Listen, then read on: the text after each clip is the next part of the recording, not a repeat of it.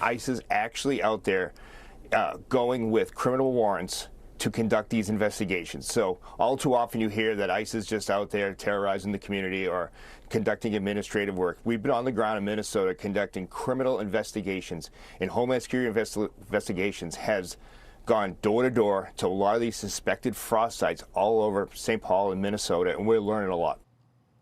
Acting ICE Director Todd Lyons telling Fox News this morning, ICE is on the ground in Minnesota and learning a lot. Now, it's welcome from the House Financial Services Committee member Florida Congressman Mike Haridopolos. So, Congressman, what do you think about adding ICE agents to this fraud hunt and possibly going after fraudsters who are maybe not U.S. citizens?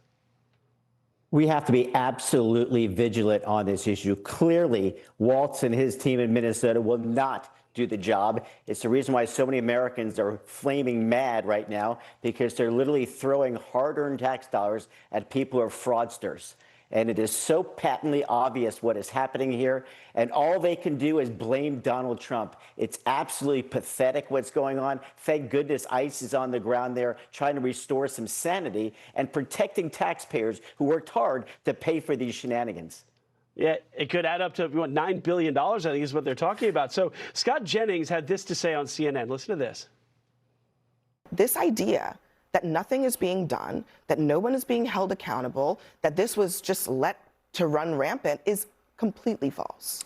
Well, some people have been held accountable, but I think in the opinion of most Republicans, not nearly enough. And truthfully, until somebody in a position of power, until somebody in a position in Minnesota, elected position, who was in charge of administering this or having some oversight over it goes to jail, it's honestly never going to stop. Look what's going on in blue states across the country. $9 billion in Minnesota, $70 billion in fraud in California, cooking the crime stats in Washington, D.C. When is someone in a position of power going to go to jail for the rampant fraud? Hold on a second. You can put all the low-level people in jail you want, but until somebody in charge goes to jail, it won't stop. So, Congressman, what do you think? Does someone in power in Minnesota need to go to jail?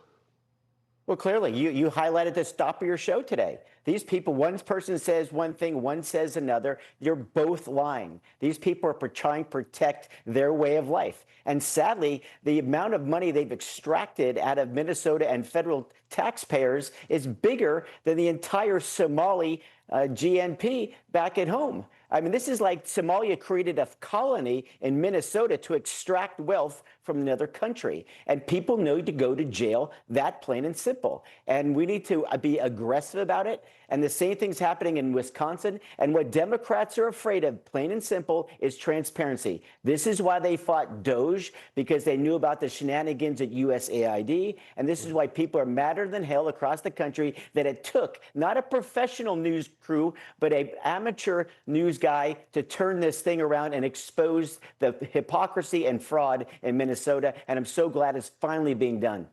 Yeah, he just went there. So I want to get your take on a new HUD report that's showing that foreign-born migrants accounted for 2/3 of the growth in rental housing demand, and that pushes up prices. And now we have deportations of people who are here illegally. Under former President Biden, rent prices rose 24.5%.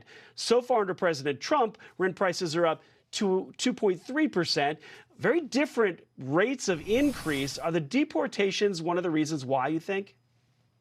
I think it's one of the reasons why it's finally, let's say, solidifying a bit. But here's the real issue. 20 million people came into this country under Joe Biden. And when 20 million people need housing, it's going to cause housing prices to go up. That's exactly what happens, let alone, of course, the interest rates that came with it because of the big spending Biden budgets. This is why the Republicans are in power today, because people are madder than hell, including me. It's the reason why I left the private sector to get back into politics, because we need people who actually get things done. And when people break the law, they need to go to jail. And Walz is a classic example of this. He traded clearly votes for these subsidies. That's the game they're playing in Minnesota. And I'm so glad that people have finally exposed the hypocrisy and fraud. And we need to do more of it across the country, especially in California, for what they did to the trains that they took the money for that so-called high-speed rail. Yeah, they're going to have to leave that for another day. The light is a great sanitizer, so we'll see what happens now it's out in the open. Congressman Mike Haridopolos, I appreciate it, and Happy New Year to you. Happy New Year. Thank you, Edward. Yeah.